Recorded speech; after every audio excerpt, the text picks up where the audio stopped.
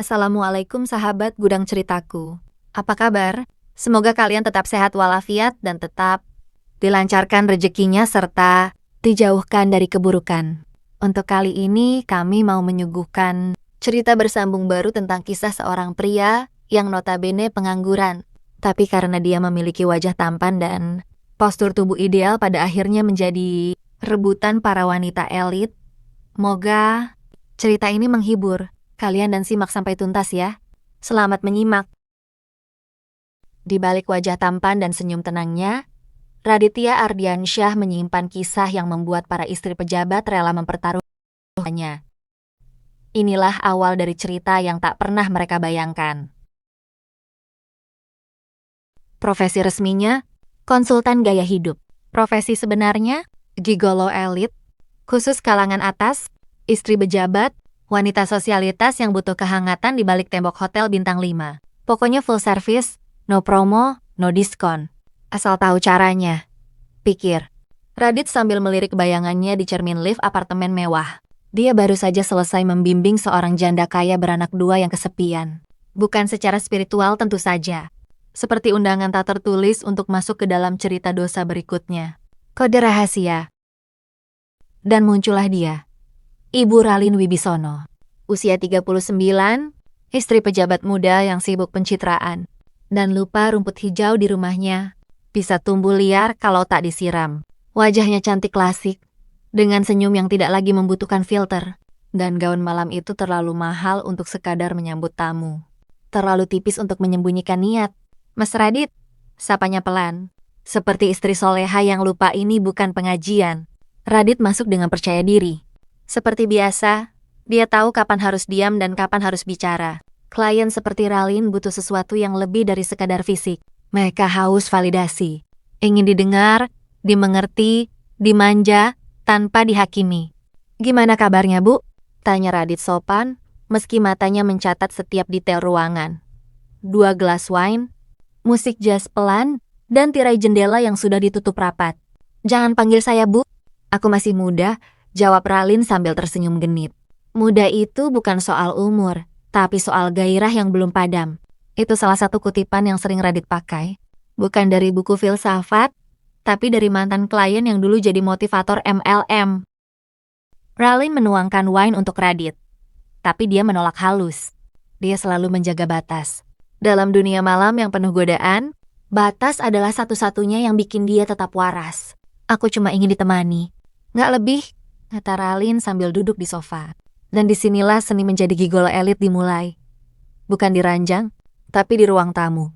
Radit duduk, menjaga jarak. Ralin curhat panjang lebar tentang suaminya yang sibuk rapat. Tentang hidupnya yang sepi seperti di dunia hanya hidup sendiri. Tentang betapa hidupnya seperti drama sinetron dengan rating rendah. Radit mendengarkan. Dia tidak menghakimi, tidak menyela, hanya sesekali mengangguk, lalu menyelipkan komentar yang bijak namun ringan. Kadang, orang yang tidur sekasur justru punya jarak paling jauh. Dan saat itu, di ujung perjumpaan, setelah panjang lebar ngobrol, barulah Ralin meminta juga. Dengan sikap malu-malu karena awal ketemu sudah terlanjur bilang, kesepian tidak melulu tentang fisik. Namun Radit tidak menertawakan. Anak muda itu sudah paham dan bahkan sudah mendalami dari setiap karakter wanita yang pernah minta ditemenin. Selalu menutupi tujuan yang sebenarnya. Padahal tetap saja minta, dilayani. Dan Radit selalu menjalankan pekerjaannya dengan baik. Dan malam itu, Ralin mengajak Radit menari di antara rasa salah yang tak pernah ia sesali. Dan bersama Ralin, Radit sendiri tak perlu juga mencari klimaks. Karena setelah bersama Ralin, besok malam, dia sudah janji untuk nemenin kliennya yang merupakan pelanggan lama. Kamu gak menginginkannya? Tanya Ralin bernada heran. Wanita cantik itu tahu, Radit belum apa-apa. Sebelum menjawab, Radit tersenyum tipis, lalu katanya, santai saja. Aku adalah penjual profesional. Yang gak minta pembeli, harus membuat kupu 45. Dan sekitar jam 3 sore mereka check out. Ralin bahagia karena sudah mendapatkan sesuatu yang tidak pernah didapat dari suaminya. Setidaknya dalam 1 tahun terakhir ini, dan Radit tersenyum senang. saat menerima imbalan sesuai dengan kesepakatan sebelum jual jasa dilakukan. Malam itu, Radit sudah standby sebuah kamar hotel. Dia sedang menunggu seseorang. Sambil nunggu, dia sambil menjawab chat dari para kliennya. Tak lama terdengar suara ketokan di pintu. Dan yang datang malam itu bukan sembarang wanita. Bu Lestari, istri pejabat eselon 1. Dialah yang booking hotel bintang 5 sejak siang tadi. Seperti biasa, wanita itu menyuruh Radit untuk datang lebih awal dan menunggunya di kamar. Bu Lestari datang dengan anggun seperti sinetron jam tayang utama. Usia 42, tapi tampilannya bisa bikin cewek-cewek usia 25 gigit jari.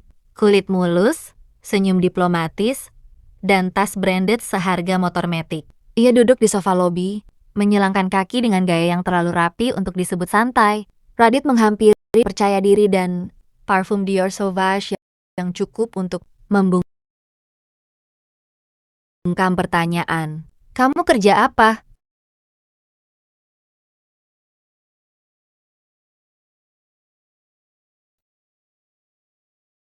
Bu Lestari tersenyum tipis. Aku nggak akan menemuimu kalau nggak aman. Sudah 2 hari aku menunggu hari kencan ini. Rasanya 2 dekade. Wow, lama banget, sahut Radit seraya tersenyum lebar. Wanita dewasa bukan mencari cinta, mereka mencari peran yang bisa mengisi celah di hidupnya, bukan sekadar ranjangnya. Malam itu mereka naik ke suite paling atas, tapi tidak seperti yang dibayangkan orang awam. Tidak ada adegan film murahan, tidak ada baju berserakan. Yang ada hanya 2 cangkir teh hangat dan obrolan dalam cahaya lampu temaram. Suamiku terlalu sibuk dengan rapat dan urusan negara. Bahkan saat aku sakit pun, ia lebih sibuk meeting dengan menteri, ucap Bu Lestari lirih. Radit tahu, ini bukan tentang hasrat. Ini tentang luka yang tidak pernah diobati. Ia mendengarkan, menanggapi seperlunya, menyentuh tangan Bu Lestari perlahan, bukan sebagai rayuan, tapi sebagai pengakuan, aku dengar kamu, aku pahami. Dan itulah kenapa tarif Radit mahal. Ia bukan hanya menjual tubuh, ia menjual rasa paham, rasa hadir, dan rasa dihargai. Di luar sana banyak lelaki tampan, tapi tidak semua bisa mendengar tanpa menghakimi. Bu Lestari menangis malam itu, bukan karena lemah, tapi karena akhirnya ia merasa jadi manusia lagi. Menjadi kuat bukan berarti tak pernah menangis, Bu. Tapi tahu kapan harus menangis dan kepada siapa, ujar Radit. Ketika pagi datang, tidak ada drama. Bu Lestari pamit dengan elegan, meninggalkan 1 amplop, 1 senyuman, dan 1 pesan. Kita akan bertemu lagi, tapi bukan sebagai pelarian, mungkin sebagai kebiasaan. Radit turun ke lobi dengan langkah santai. Di sakunya, amplop tebal. Di pikirannya, perasaan yang justru tak ternilai. Bukan tentang uang, tapi tentang peran yang lagi-lagi berhasil ia mainkan. Si penyelamat di balik ketampanan dan kerapian sepatu mahalnya. Di parkiran, supir hotel menyapanya. Mas Radit, mobil sudah siap. Ia mengangguk, membuka kaca jendela sebelum pergi dan berkata pelan, hari ini soal menang atau kalah, tapi soal paham bahwa kadang yang paling mahal di dunia ini bukan tas branded atau wine tua, tapi perasaan yang tulus di dunia yang serba palsu. Radit menatap pantulan dirinya di cermin besar kamar apartemen, sambil merapikan poni yang seakan punya nyawa sendiri. Helaan napas pelan keluar dari hidungnya yang mancung, disusul dengan 1 kalimat lirih. Kenapa ya? Makin hari makin ganteng. Cowok itu tertawa sendiri. Bukan karena narsis, tapi karena faktanya memang begitu. Kulitnya mulus, senyumannya bikin jantung wanita tersentil, dan aura kalemnya mirip-mirip opa Korea yang sering nongol di drama jam 11 malam. Pagi ini Radit akan menemui klien, maksudnya, pelanggan tetap yang suka curhat sambil ngajak brunch di Hotel Bintang 5. Namanya Bu Asti, istri dari salah satu pejabat daerah. Sudah usia 40-an, tapi gayanya masih kayak selebgram yang gak mau kalah dari keponakan sendiri. Radit bukan cowok sembarangan. Dia bukan gigolo kampung, yang cuma modal parfum menyengat dan motor kenceng. Dia ini versi cowok jasa premium yang punya SOP tersendiri, rapi, wangi, romantis, dan pintar pura-pura peduli. Tapi jangan salah, di balik tampangnya yang bikin mamak-mamak salah fokus, Radit punya prinsip. Kalau klien udah punya suami, aku cuma temenin, bukan ngerusak rumah tangga. Kecuali dia duluan yang buka pintu. Di kafe hotel, Bu Asti udah duduk sambil nyeruput jus kale. Biar langsing katanya. Meski roti isi 4 lapis udah ngumpet di bawah tisu. Radit, kamu tuh ya, makin hari makin mirip aktor Korea. Siapa tuh? Yang main drama tentang pengacara dan cinta-cintaan itu loh. Song Joong Ki, Bu. Ah iya itu, kamu cakepnya kayak dia. Tapi ada bad boy-nya dikit. Radit senyum kalem. Dia tahu pujian itu udah bagian dari ritual pembuka. Setelah itu biasanya masuk ke tahap curhat.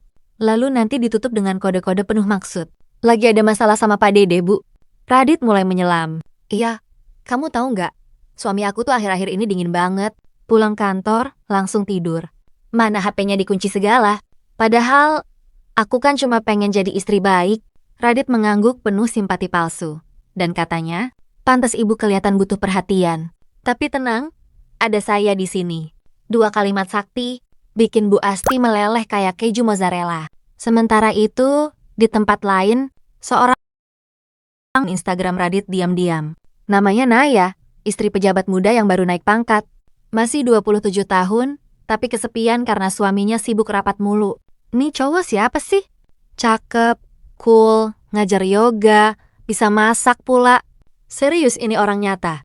Gumam Naya sambil ngezoom foto Radit yang lagi masak sambil senyum tipis. Dan dari situlah kisah baru akan dimulai. Satu demi satu istri pejabat mulai melirik cowok maco ini. Awalnya cuma penasaran, tapi lama-lama mereka pengen lebih dari sekadar ngobrol atau ngopi bareng. Radit belum tahu bahwa dari semua kliennya nanti akan ada satu wanita yang bisa membalikkan dunia dan prinsipnya. Tapi untuk sekarang, dia cukup menikmati hidup sebagai cowok tampan. Bertarif rahasia yang selalu bikin para istri pejabat salah tingkah. Tiap kali dia bilang, "Bu, ibu kelihatan makin muda loh." Radit menuruni tangga sambil menguap. Daster motif bunga yang dipinjamkan Bu Yanti semalam masih melekat di tubuhnya. Sudah begitu, rambutnya dikuncir cepol pakai karet gelang. Mirip mas-mas penjaga kosan, bukan gigolo elit. Tapi siapa peduli? Toh belum ada jadwal tugas negara pagi ini. Setelah menyeduh kopi sachet dan duduk di teras belakang, ponselnya bergetar. Nomor tak dikenal.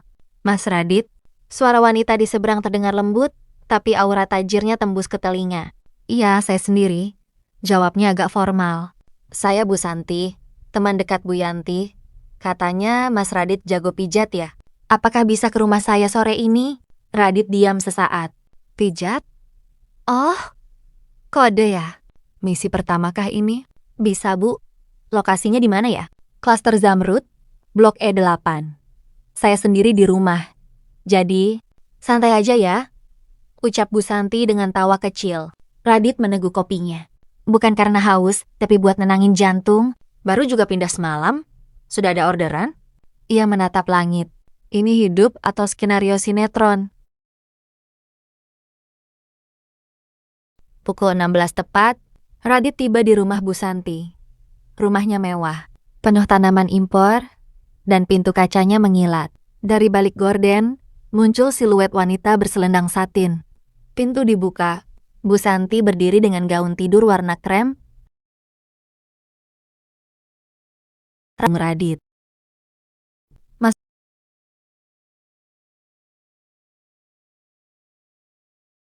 lipstik merah dan mata genit. Radit berdeham. Mau di... Bu Santi duduk di sofa, memutar badannya pelan. Bahu saya tegang. Tapi nanti mijitnya sesuai kebutuhan ya. Astaga naga. Radit diam. Fokus Radit, fokus. Dia bukan buaya.